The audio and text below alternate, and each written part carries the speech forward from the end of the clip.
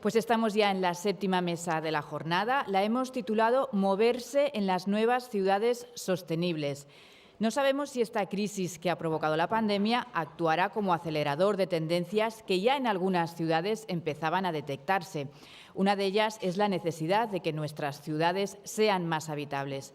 Es un debate que en algunas ya hace tiempo que se plantea, con medidas más o menos ambiciosas. En otras, el camino a recorrer es todavía muy largo. Para hablarlo nos acompañarán Pedro Saura, que es secretario de Estado de Transportes, Eduardo Herrera, que es director de Operaciones de Correos, Cani Fernández, que es la presidenta de la Comisión Nacional de los Mercados y la Competencia, Julia López Ventura, representante para Europa del C40, la red de grandes ciudades comprometidas con el cambio climático, Miguel Anxo Fernández, alcalde de Pontevedra, y el director adjunto del diario.es, Gumersindo Lafuente, que es uno de los periodistas que más ha estudiado las medidas que permiten que los que vivimos en grandes ciudades lo podamos hacer de manera más saludable. Mientras ocupan sus respectivos lugares, les recuerdo algunos datos. Lo primero es que no hay un solo modelo de ciudad sostenible, pero en todas deben tener un equilibrio entre el desarrollo y el bienestar de sus habitantes, y eso incluye desde aspectos ambientales a sociales y, por supuesto, que también los económicos. Hay que tener en cuenta que se estima que en el 2050 casi un 70% de la población mundial vivirá en ciudades. Estamos ya asistiendo, como decía, a debates parecidos en grandes ciudades como París, como Madrid, Barcelona, sobre cómo preservar los centros de la ciudad, cómo velar por la calidad del aire y, a la vez, garantizar la mayor igualdad posible entre sus vecinos. Bueno, el que sabe de esto, como decía antes, es Sindo, o sea que, cuando quieras. Hola, ¿qué tal? Buenas tardes. Vamos a hablar ahora de un asunto que nos afecta a todos. Vivamos en ciudades grandes, medianas o pequeñas, y tenemos la suerte de contar con unos invitados muy cualificados para hablar de todo esto. Todos aspiramos a vivir en una ciudad amable, en una ciudad con el aire limpio, en una ciudad en la que podamos ir a los lugares, ya bien sea a pie, en bicicleta o en transporte público, de una manera razonable, a un precio accesible y en un tiempo lo más breve posible. Y sobre todo lo que queremos es ser más felices en las ciudades en las que vivimos. A mí me gustaría que Julia nos explique un poco en qué consiste lo que estáis haciendo desde el C40. Quiero decir, el C40 reúne eran 40, muchas más de 40 ciudades de todo el mundo que están reflexionando de manera intensa en cómo cambiar la movilidad en la ciudad. Cuando hablamos de movilidad y sobre todo de movilidad sostenible, entiendo que no hablamos de que se muevan coches, hablamos de que se muevan personas de una manera civilizada. Me interesa mucho que nos cuentes las conclusiones a las que habéis llegado después de esas largas jornadas de reflexión y, sobre todo, las que se pueden aplicar a la situación de las ciudades españolas, muy singularmente a las que tienen más problemas de contaminación, que son, bueno, las conocemos, Madrid, Barcelona, hay alguna más pequeña como Granada, que tienen graves problemas de contaminación producidos en buena parte por el tipo de movilidad que utilizan, sobre todo por los coches privados y también por el tipo de vehículos de transporte público que utilizan. A ver si puedes resumir rápidamente qué podemos aprender de lo que estáis reflexionando en el C40. Muchas gracias, Sindo, por esta pregunta. Intentaré resumir 17 años en un minuto. Me gustaría empezar por agradecer la invitación a este importante evento. C40 es como tú comentabas, es una red de ciudades mundial. Es una red global, trabajamos con las 97 grandes ciudades del mundo y efectivamente las ciudades de Barcelona y Madrid forman parte, son las dos únicas ciudades españolas de este grupo. Este es un grupo que nació a iniciativa de un alcalde, el alcalde Ken Livingstone, en el año 2005, era el alcalde de Londres, un gran ambientalista, para crear una plataforma de lobby para alzar la voz en las distintas COPs, las cumbres por el clima que organiza Naciones Unidas, para que las voces de las ciudades en este tema tan importante como es el cambio climático pudiesen ser escuchadas. Han sido desde el año 2005 muchísimos años de trabajo. C40 empezó con un grupo muy reducido de ciudades, ahora pues representamos casi 600 millones de habitantes y un cuarto del Producto Interior Bruto mundial. Mi trabajo es con las 20 ciudades que pertenecen a este grupo en Europa, y una de las cosas que me gustaría muy brevemente comentar es qué ha pasado en este último año y medio que ha revolucionado todo, ¿no? Porque nosotros hemos estado trabajando en una crisis, que es la crisis climática, y de golpe nos ha golpeado otra gran crisis, que es la crisis, empezó siendo una crisis sanitaria y es una crisis ya económica y social. El año pasado, en el año 2020, todos los alcaldes del grupo se unieron en un task force, un grupo de trabajo, para ver cómo podían salir juntos de esta crisis. Entonces empezaron desde un desconocimiento sobre lo que era la crisis, pero con una convicción que es que tenían que salir juntos con unos principios muy claros, ¿no? Y yo me gustaría muy brevemente pasar por encima de estos principios. Voy a dar muy titulares porque si no me extendería mucho y sé que no tenemos mucho tiempo. El primero es reconocer que vivimos en medio de una crisis climática, no solamente sanitaria, económica, también es una crisis climática. El segundo, que vamos a salir apoyándonos en los trabajadores esenciales, los que han sido cruciales para luchar contra el coronavirus y los que lo están siendo y lo van a seguir siendo para luchar contra la crisis climática. Enfocándonos también en la creación de empleo verde, lo que ahora se conoce como la transición justa, pero empezando a trabajar desde ya. Estos trabajadores que sabemos, y se ha mencionado en algunas mesas anteriores a esta, sabemos que tienen sus trabajos en riesgo porque son trabajos que dependen de los combustibles fósiles, sabemos que tienen una vida finita, tenemos que empezar desde ya en trabajarlos para formarlos y capacitarlos para esta nueva economía verde. Proporcionando también un sistema para todas las ciudades, un sistema que sea justo y que llegue a todo el mundo. No solo la crisis climática, el COVID también ha afectado de forma completamente desproporcionada a los sectores más vulnerables de la población. Y por último, repensar el modelo de ciudad. Han surgido muchas ideas en estos últimos meses que es muy importante explorar. Esta idea de la ciudad de los 15 minutos, que no viene a ser nada más de que vamos a dar a los ciudadanos la posibilidad de que no tengan que coger el coche o ni tan siquiera el autobús para que los servicios públicos esenciales los tengan a 10-15 minutos de distancia caminando desde su casa. Y por último, y muy importante, confiar en la naturaleza y devolver ese espacio a los ciudadanos, el espacio del coche, devolvérselo a los ciudadanos. No quiero extenderme más y lo dejo ahí. Ahora más cuestiones. Es muy interesante, comentas que solo Madrid y Barcelona están en esa red mundial de ciudades. Tenemos aquí al alcalde de Pontevedra. Pontevedra, igual no lo saben, no tienen por qué, es una ciudad que desde hace unos años está siendo modelo por las decisiones que tomaron hace mucho tiempo, modelo de ciudad de su tamaño, de ciudad mediana, pequeña, en el ámbito de la movilidad. El alcalde de Pontevedra es Miguel Anso, le tenemos aquí. Pontevedra probablemente es una de las ciudades más conservadoras de España, más conservadoras de Galicia, y tiene un alcalde del bloque. ¿Qué milagros has hecho? ¿Eres el diablo con cuernos allí? Bueno, el caso es que Miguel Anso, allí han tomado, que creo que es lo interesante, una serie de medidas que él nos va a explicar ahora para civilizar la ciudad. Pero lo más importante creo que es que casi sin prohibir nada. No exactamente. Prohibiendo poco. Bueno. Vamos a remontarnos al año 99. Yo siempre digo que estuvimos 12 años en la oposición, elaborando un proyecto propio, alternativo, leyendo todo lo que se estaba haciendo en el mundo. Obviamente tenía que ver con la Cumbre de Río, con Hábitat 2, Hábitat 3, con la Carta de Aalborg, etc., ¿no? Y estamos en una ciudad que es pequeña, pero que tenía 5 veces más tráfico en el centro urbano que el downtown de Londres. Era imposible, A mí me gustó una palabra que dijeron el otro día, un botafumeiro de polución, la ciudad. Era un almacén de coches. Era imposible circular, ni andar por las aceras, ni podía andar con un cochecito de niños, ni las personas con discapacidad.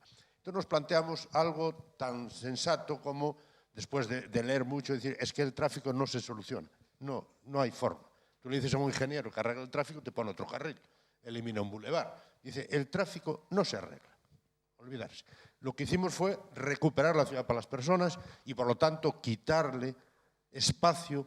Hicimos un cambio de 70-30, 30-70, en el sentido que el 70% era para los vehículos a motor y el 30% para las personas, ya tirando por lo alto.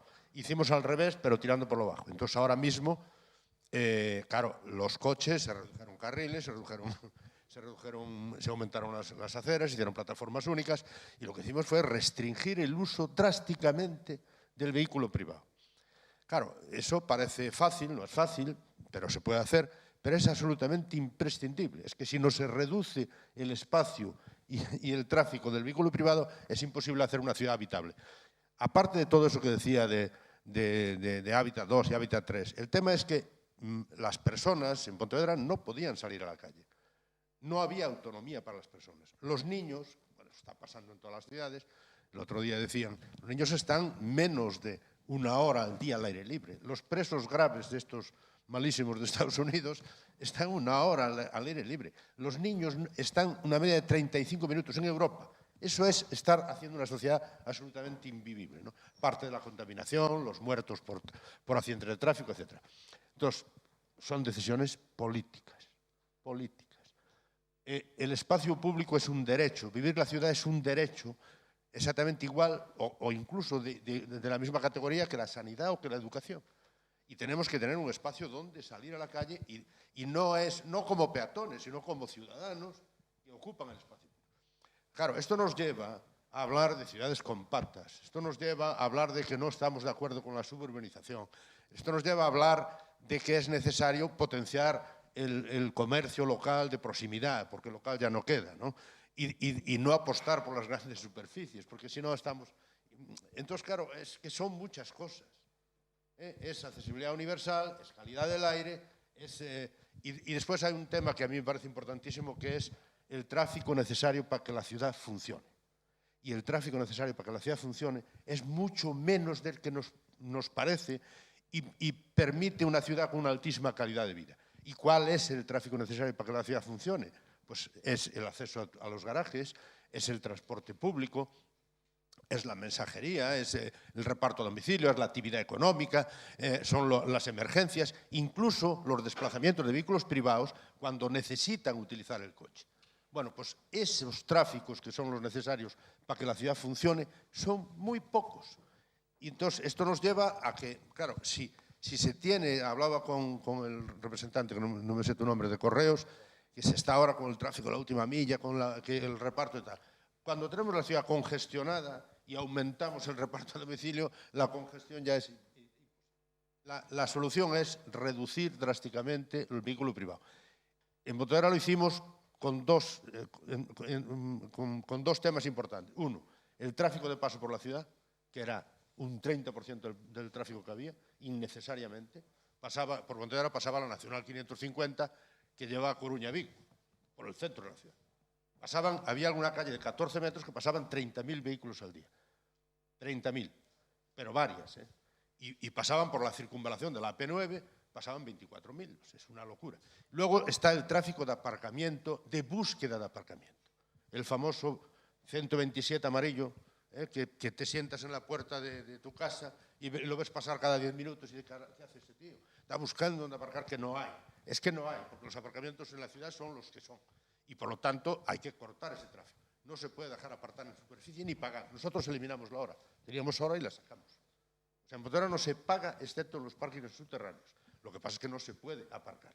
Se puede parar a hacer una carga y descarga, se puede parar a llevar una cosa a domicilio, puede parar una persona en su casa y traer algo que allí va mucho la gente de la aldea y trae cosas de la aldea.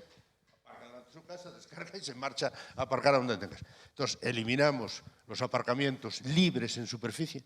Eso, por cada aparcamiento libre en superficie o con una hora baratita, eso multiplica por 50 los vehículos, pero claramente, además lo estamos observando sistemáticamente. Y luego lo que hicimos fue aparcamientos de servicios, de 15 minutos, solo 15 minutos como máximo. Por lo tanto, tú vas, haces un recao y te marchas. Pero no estás buscando, vas a la calle que necesitas ir, no genera tráfico de agitación y permite la actividad económica de forma normal, normalizada. Claro, el tema es si eso se puede hacer en una ciudad grande o pequeña. Yo creo que sí, porque nosotros no tenemos prácticamente transporte público y las grandes ciudades tienen transporte público. Y la gente de las grandes ciudades ya no utiliza el coche particular, casi ninguno.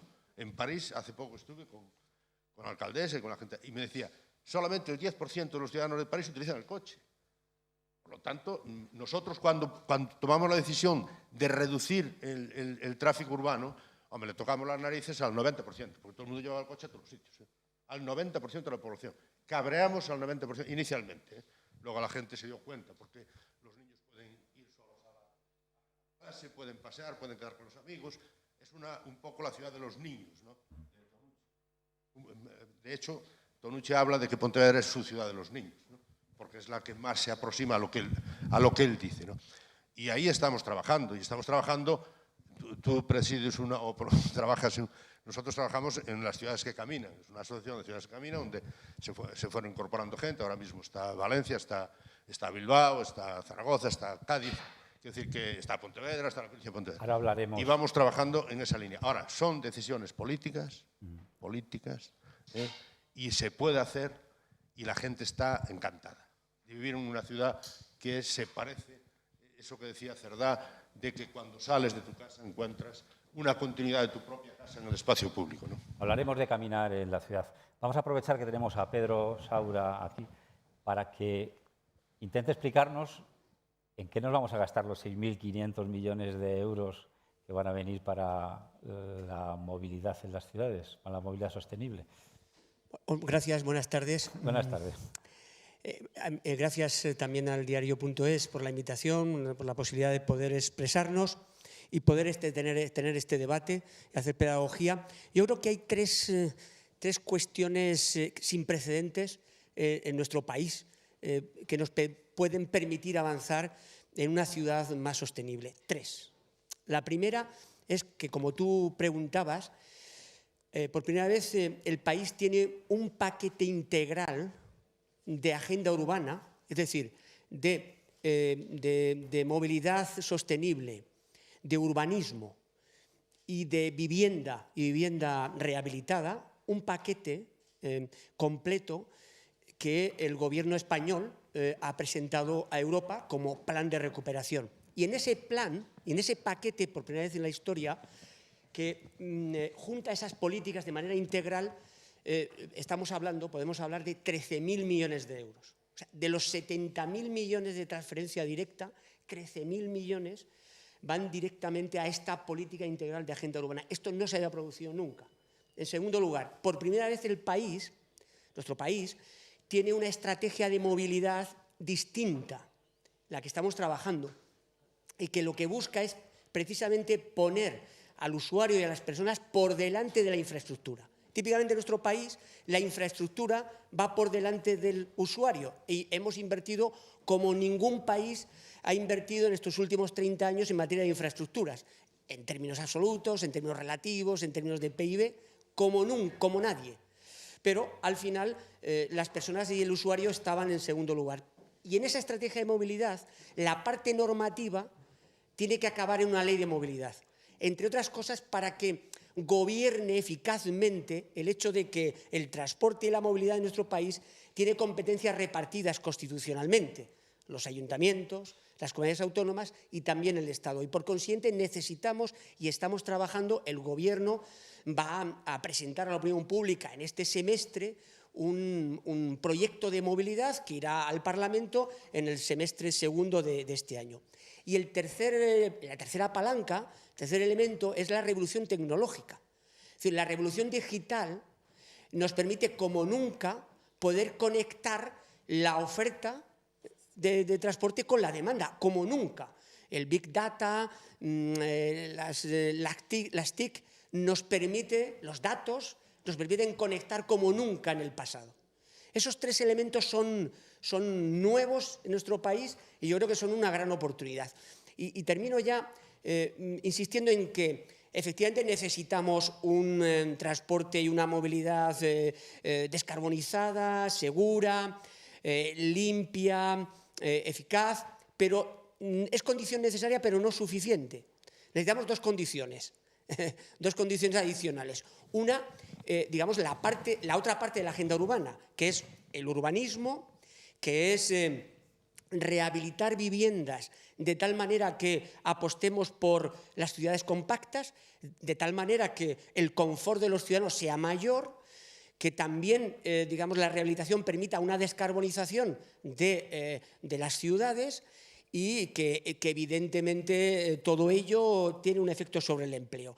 Pero necesitamos vivienda social a precio asequible, necesitamos también vivienda rehabilitada, necesitamos un urbanismo compacto con esos espacios comunes como hablaba anteriormente el alcalde. Y la última condición, estoy completamente de acuerdo con él, la política.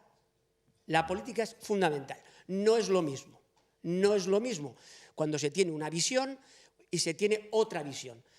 Las ciudades, los alcaldes, las alcaldesas pueden hacer mucho en pro de un tipo de ciudad o otro tipo de ciudad.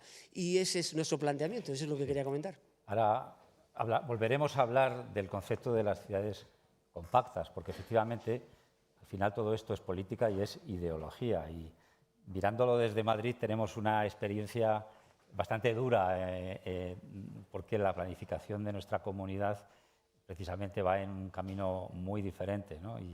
Pero a mí has hablado de un asunto que me parece capital, que es el de la regulación.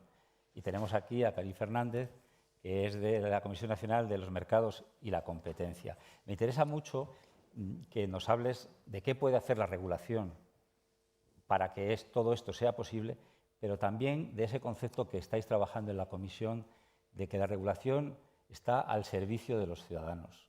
La regulación está para que las leyes sean útiles a los ciudadanos, puedan los ciudadanos aprovechar al máximo esa regulación y no se sientan ni cercenados, ni cohibidos, ni limitados por ella, sino que se haga a la medida de sus necesidades, es decir, para su felicidad, que al final, aunque suene un poco cursi, es para lo que se supone que estáis trabajando los que tenéis algo que ver en cómo se ordenan las ciudades. Muchísimas gracias. Gracias por la invitación también. La verdad es que la institución que presido tiene varios brazos que pueden venir en ayuda de lo que estamos hablando hoy. Uno de ellos, y por mencionar simplemente tus primeras palabras, acceso a un transporte que sea suficientemente accesible en términos económicos también. Procuramos desde nuestro brazo de competencia que en los mercados haya suficiente competencia para que haya alternativas para que los consumidores tengan a precios sostenibles esa posibilidad de pues recortar también la distancia de puerta a puerta. El segundo brazo que tenemos es que nuestra capacidad de regulación, aspiramos a que la regulación cada vez sea más eficiente, es decir, a que sea una regulación que no imponga trabas innecesarias para que entren nuevos prestadores de servicios disruptivos, colectivos, aquellos en los que precisamente la digitalización nos permita generar una oferta que es más amplia y más eficiente, transporte compartido, todas las nuevas formas que estamos viendo ahora mismo en las ciudades que son mucho menos contaminantes.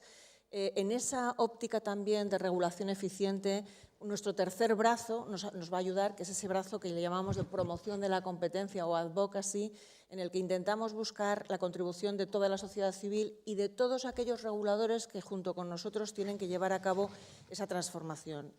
Por ejemplo, estamos hablando de temas de ciudades sostenibles, también tenemos regulación a nivel de comunidades autónomas y estamos viendo cada vez más que para poder llevar a cabo esa transformación de forma lo más abierta a los mercados posible, tenemos que evitar barreras de entrada que impidan a nuevos prestadores de servicios pues esa prestación en términos de equivalencia, ¿no? Y por poner un ejemplo, durante la pandemia hemos visto como algunas VTCs estaban prestando también servicio de mensajería o de transporte de paquetes que podía ser eficiente en esos momentos y bueno, pues hemos impugnado alguna normativa que lo impedía y hemos tenido éxito. Pero al mismo tiempo también le hemos pedido, por ejemplo, a Amazon que asuma su condición de operador logístico y que se dé de alta en el registro para que sus condiciones de competencia pues, lo sean en un plan equivalente para generar una competencia eficiente y efectiva que es la que nos permite a todos dinamizar de alguna manera.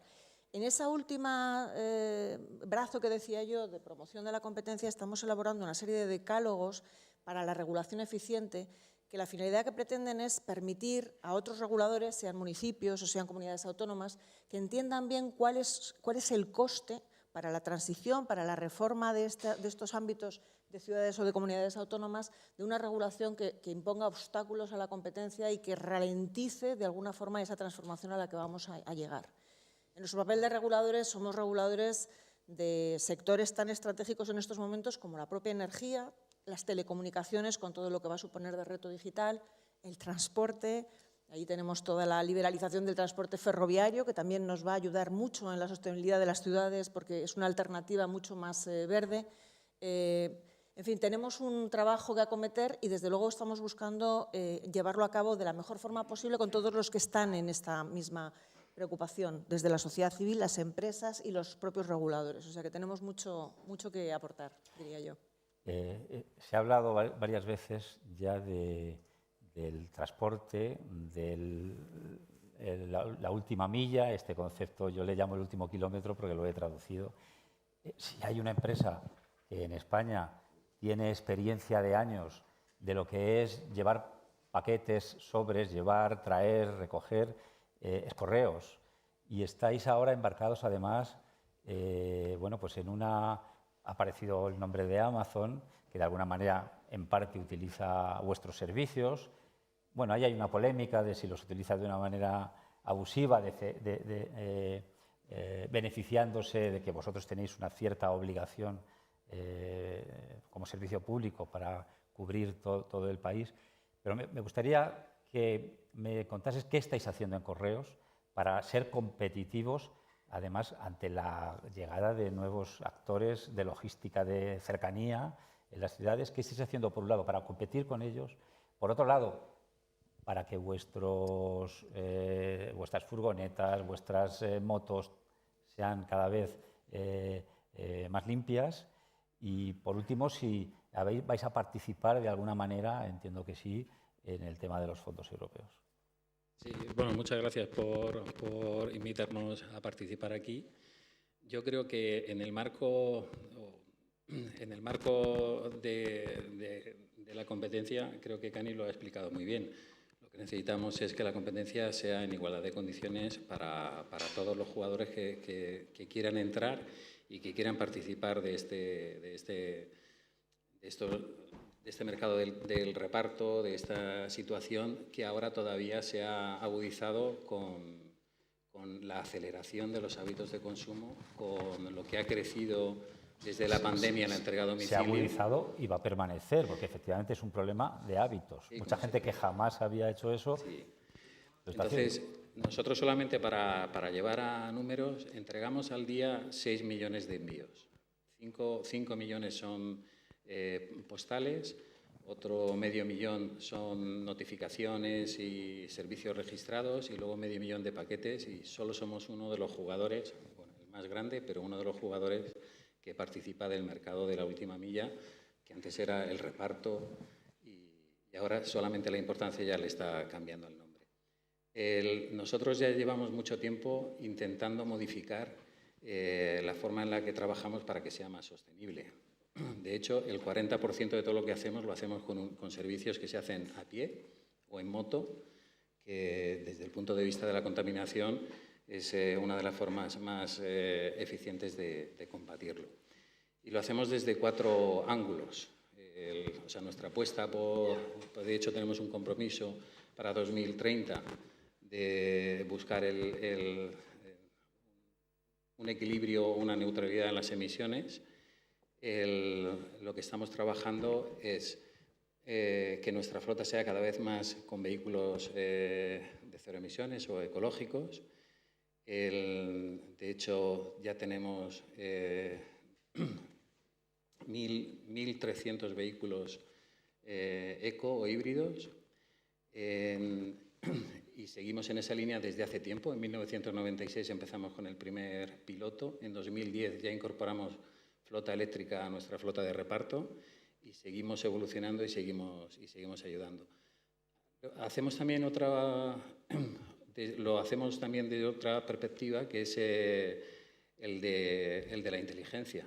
Estamos utilizando las nuevas tecnologías para mejorar nuestros algoritmos de reparto, de optimización de rutas, y lo estamos combinando con las personas, con nuestros carteros, que también conocen perfectamente, muchas veces mejor que la propia inteligencia artificial, los hábitos de consumo, cuando alguien está, cuando alguien no está, y lo estamos combinando todo.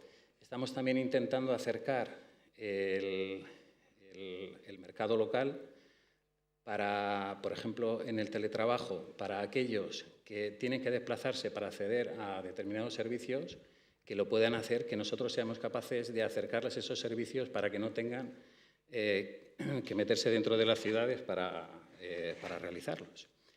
Y luego, por último, también estamos moviendo una conciencia del envío responsable. El envío responsable entendido como verdaderamente si es todo tan urgente o si el coste de la impaciencia hace que todo tenga que ser muy rápido en cada momento y al final saturemos. Y luego, un poco en la vía de las ciudades sostenibles, hay una realidad. El hábito, o las personas estamos acostumbrados a un modelo de recibir todo cuanto antes. Es como si das a un botón y enseguida tienes la necesidad de tenerlo. Nosotros estamos planteando esa forma de verdaderamente necesitas hacer el envío ahora, o puedes esperar a mañana. Si lo necesitas urgente lo podemos entregar, si en 24 horas, si no lo podemos entregar después. Pero al final todo se va colapsando. Entonces lo que necesitamos, o sea, solamente con el volumen que hay de entregas somos capaces de generar la saturación de tráfico que los distintos operadores vamos a hacer. Yo creo que el marco regulatorio también nos tiene que ayudar a ordenar esos accesos y ordenar esa actividad, y luego también buscar un poco la concienciación desde, por ejemplo, inversiones en infraestructuras que nos permitan pues, utilizar los carriles bicis de una forma homogénea por todos lados. Que la nueva construcción de la vivienda, como comentaba hace unos días mi presidente, incluyan, por ejemplo, que los buzones se reemplacen por buzones inteligentes donde tú puedas gestionar las entregas. Estamos también trabajando o fomentando la interactuación con el usuario, porque al final, en la última milla, el secreto es, la forma de eficientarlo es no fallar, que en un intento entregues. Si se produce una ausencia o tienes que volver a ir, tienes que volver a repetir y tienes que volver a saturar para hacer lo mismo. Entonces, estamos también invirtiendo en la tecnología que nos permite pues, al usuario, al destinatario, que interactúe con nosotros para acertar, para entregar cuando sabemos que va a estar, para hacer que la entrega sea más flexible, que no se trata de entregarlo más rápido, se trata de entregarlo cuando lo necesitas o cuando vas a estar.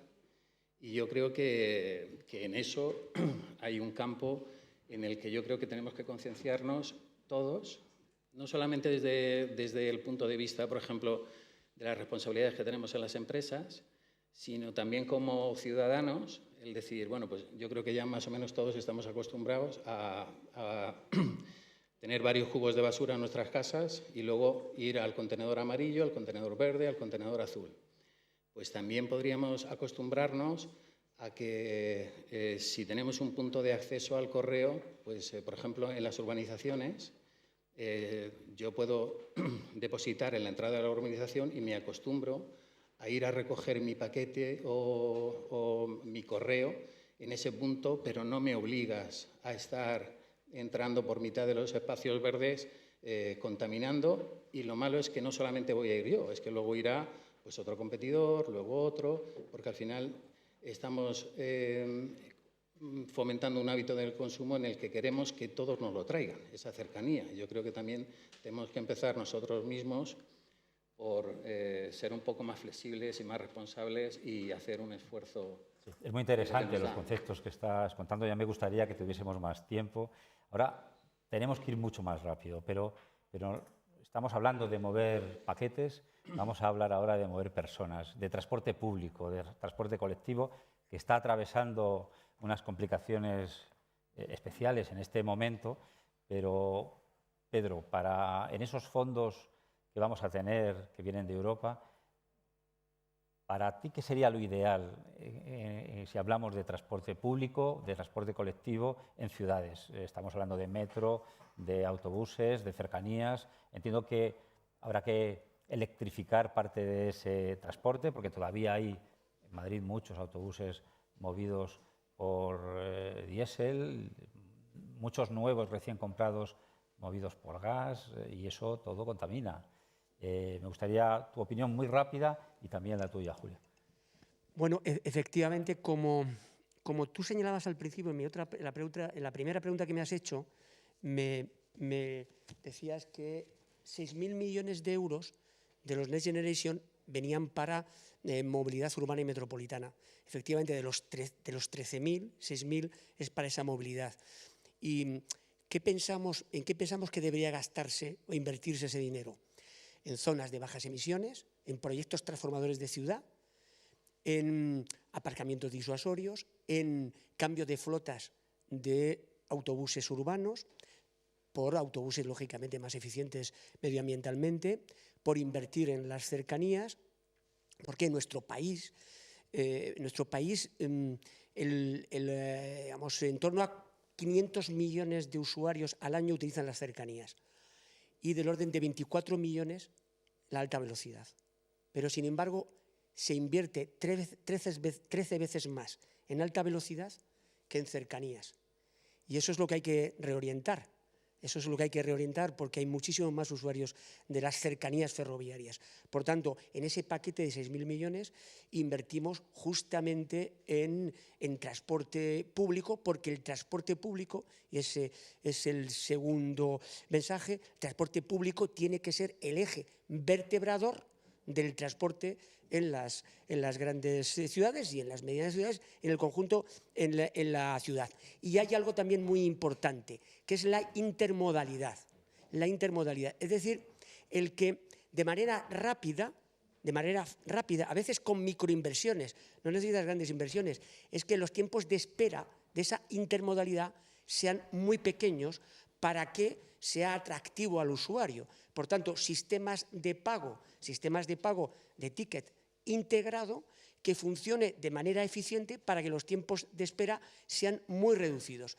Yo creo que tenemos muchísimo por hacer y, como decía al principio en la primera intervención, lo importante es pensar en el usuario y la infraestructura es un medio para conseguir el objetivo. La infraestructura no puede ser un medio en sí mismo como ha sido en el pasado. Nuestro país ha invertido en alta velocidad 65.000 millones de euros en los últimos 30 años y en los últimos 30 años en torno a 12.000 millones de euros en cercanías. Gracias. Julia, tienes 1 minuto y medio para reivindicar qué papel puede tener la bici en este escenario. Total. Ya está. Bueno, voy a elaborar un poco minuto y más. medio En este tienes, minuto y medio, lo recuerdo. Muchas gracias, secretario, porque estoy completamente de acuerdo con todo lo que ha dicho usted. Y si recuerdas, Gumersindo, he empezado la primera pregunta que me has hecho diciendo que el transporte público es ese eje común denominador en el que muchos de los alcaldes de la red a la que pertenezco se han puesto de acuerdo que tiene que ser el eje vertebrador. Pero creo que también tenemos que salir de esta pandemia pensando que el transporte público tiene que ser diferente, expandido y protegido, como uno más de los medios de transporte que deben ponerse como número uno en las prioridades de las ciudades. Y ese número uno no debe ser el coche, tiene que ser la movilidad a pie, la movilidad en bicicleta, todo tipo de movilidades no contaminantes. Estamos en un momento importante en ciudades como Madrid, en las que hubo una regulación de zonas de baja contaminación y de pronto ni la voluntad política está por mantenerlas, ni parece ser que la voluntad judicial, cuando en toda Europa es lo que se está haciendo, en todo el mundo, no solo en toda Europa, y en muchas ciudades de España. ¿Cómo contempláis esto desde vuestra institución? No solamente las reducciones de tráfico pueden ayudar en la descarbonización, hay otras formas también en el acceso que hablábamos antes de nuevas formas de prestar servicios y precisamente en modalidad de transporte combinado, por ejemplo, esa reducción del tiempo de puerta a puerta se puede lograr también mediante la digitalización.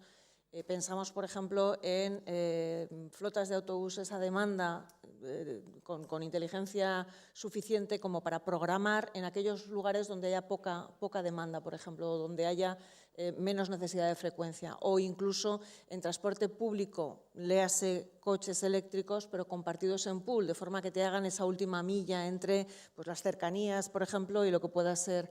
Hoy hemos estado discutiendo en el Pleno de la Comisión pues, el proyecto para los puntos de recarga de los vehículos eléctricos y estábamos viendo cómo hacerlo de la mejor manera posible para que, por ejemplo, no se nos incluyan ahora mismo ya contratos de exclusiva entre proveedores de servicios y suministradores para que no puedan entrar otros terceros y eso encarezca, ¿no? Entonces, es todo un grupo de medidas que van en la misma dirección.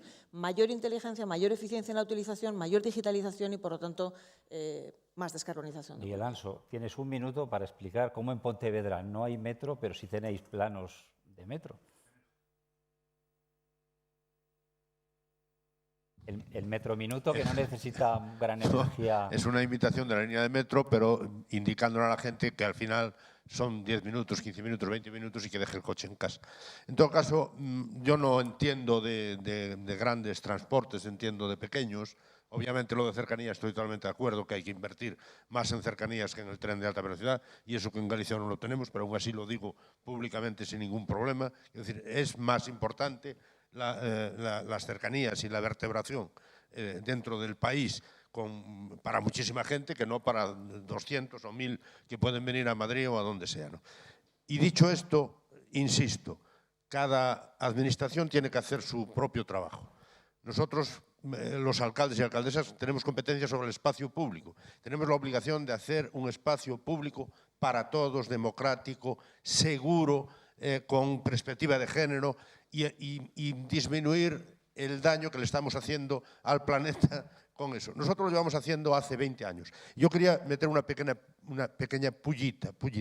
Y es que en las ciudades de camino estamos preocupados porque llevamos muchos años haciendo en la práctica zonas de bajas emisiones y ahora nos endilgan, y yo lo digo con toda la claridad, es que no puede haber zonas de bajas emisiones más que si no tiene coches eléctricos. Mira, eso está muy bien, obviamente. Yo creo que quien contamina es el coche, ¿vale? Si eliminamos coches, eliminamos contaminación. Que luego pueden ser eléctricos, de maravilla, pero lo que no estamos dispuestos es a llenar la ciudad de coches eléctricos para volver otra vez a ocupar el espacio público, de ninguna manera. Por lo tanto, el tema de acceder a los fondos Next Generation con zonas de bajas emisiones habrá que modificarlo de forma que esas zonas de bajas emisiones, en todo caso, que vayan al espíritu de la ley. ¿Hay bajas emisiones en esta ciudad? Vale, usted consigue las bajas emisiones. A mí me da igual. Claro, y eso parte de una cuestión que yo insisto mucho, es decir, la gente no va a dejar el coche en casa si se le da facilidades para llevarlo a la cama, vamos, o al centro. Es imposible. El transporte público no funciona si le permites que vaya con el coche particular. Nadie deja el coche particular. O sea que, hay derecho a usar la ciudad, pero no hay derecho a aparcar donde le dé la gana porque yo tengo un coche, ¿vale? Ahí me dicen, ¿usted y qué hago con mi coche? Dice, es problema suyo. Miguel Anso, te es estás suyo, pasando no es del mío. tiempo. Yo no tengo que buscar dónde aparcar. Tenemos que terminar. Vale, pero es que es muy importante eso, Ya, tenemos que terminar. Es verdad que este tema da para mucho más. Han salido ideas muy poderosas y espero que nos hayan que conseguir que nos iluminen a todos, sobre todo a los